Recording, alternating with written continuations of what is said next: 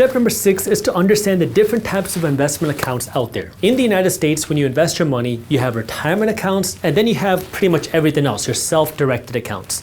Retirement accounts generally are referring to things like your 401k or 403b, they all work kind of the same, and then your IRA. These are the government-sponsored tax-deferred retirement accounts, and then everything else would be like opening up your own Robinhood account or Schwab account or whatever account that you want to use. You're going to invest your money yourself in these accounts, or it could also be you just investing in real estate yourself or opening up a Coinbase account and investing in cryptocurrency.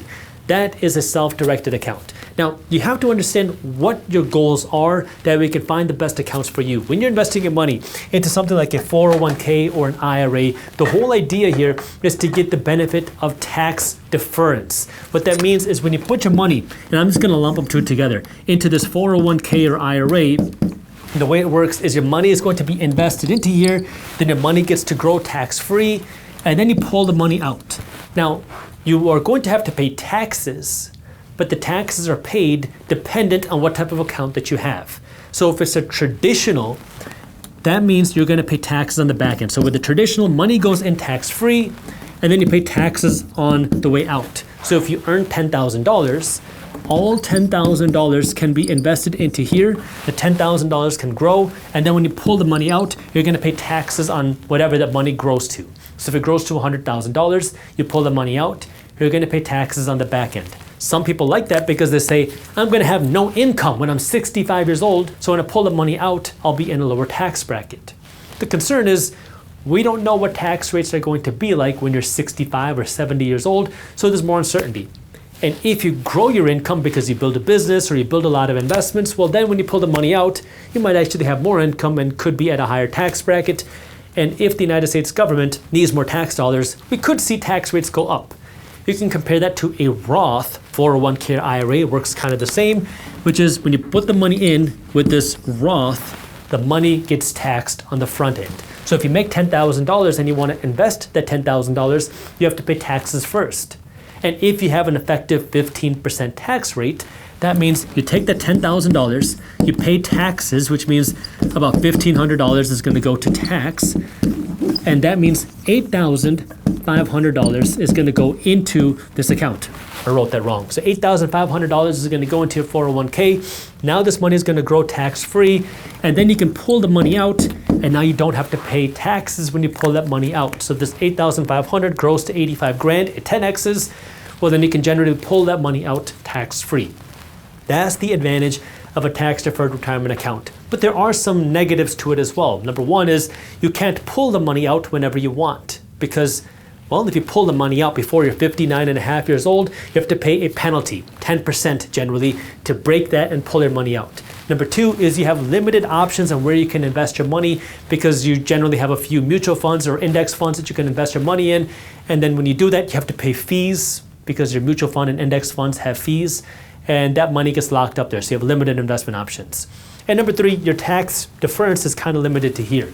As you start to become more sophisticated as an investor, you can decide what is the right type of account for you. You just got to get started. Like for me, I don't use a 401k. I don't use an IRA because it's not the best vehicle for me. Again, personal finance is personal. I can't tell you what to do, but for me, it doesn't make sense because I can get better tax deference through real estate.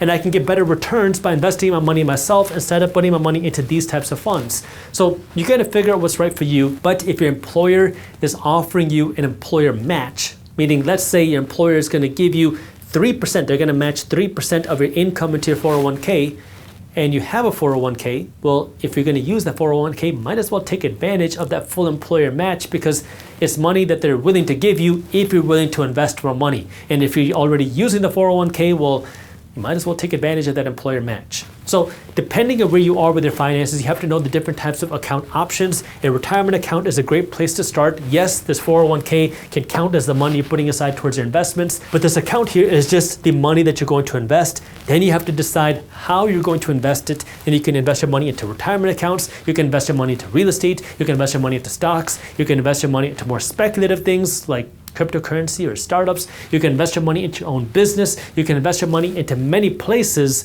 but you've got to get started and just understand that the assets that have proven the test of time are stocks, real estate, and of course, starting your own business. Step number 7 is spend your money better. So we talked about how to create the system for your money. We now know how to invest your money. We talked about how to grow your wealth. But let's talk about how to be smarter with your spending, because the reality is we live in a consumerism culture in the United States, and most people spend their money because they feel like they need to. But this is where I want to create a couple rules that we can be smarter with your money. Rule number 1, no more financing anything that does not put money in your pocket. That includes 0% APR. So, if you want to go out and buy an iPhone, great. Don't finance it. You want to go on a vacation? Great. You better have the money to do so. You want to buy a Rolex? Great. Have the money to buy the Rolex first. If you have to finance it and it doesn't put money in your pocket, do not buy it. The only exemption to this is your house. And yes, that means when you go out to buy your next car, do not finance that BMW. And you're going to say, well, Jaspreet, I can't afford my BMW, my $50,000 car if I can't finance it. Well, who says you need a $50,000 car? See, the mistake with something like cars, people assume, we think that we need a car payment.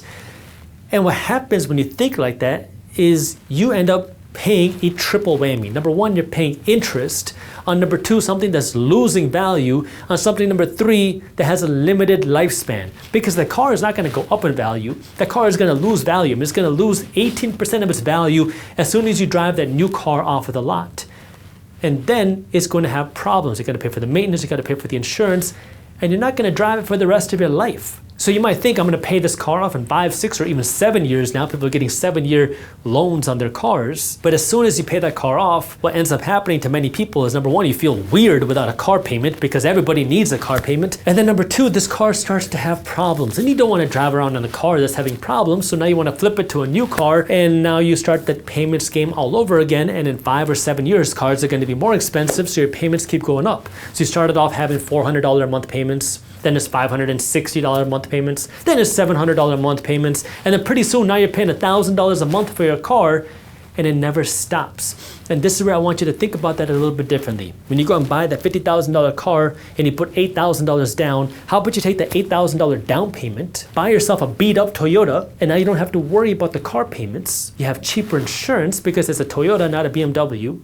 You have cheaper gas because it's regular gas, not premium gas. And now you have a good, decent, reliable car. It doesn't look as nice, but you get to keep the $800 a month in your pocket. And now you can invest that $800 a month into your wealth. And we already know that $800 a month can add up to a lot of wealth over the long term if you understand how to control your spending.